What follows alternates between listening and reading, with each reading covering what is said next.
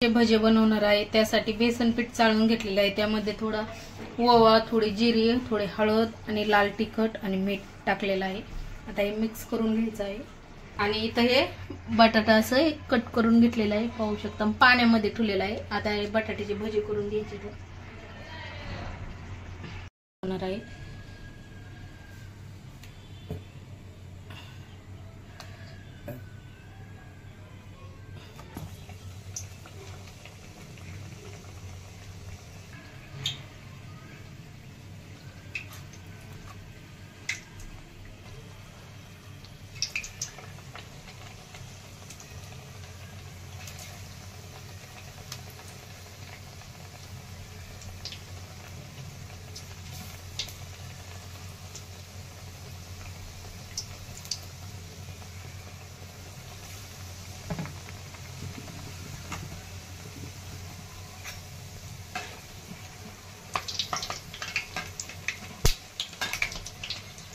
पाहू शकता कसे टम्म फुगलेत बटाट्याचे भजे।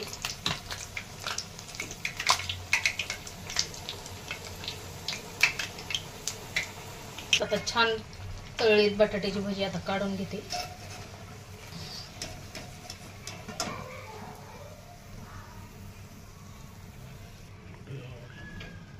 व्हिडिओ आवडला तर लाईक करा, शेअर करा, कमेंट करा।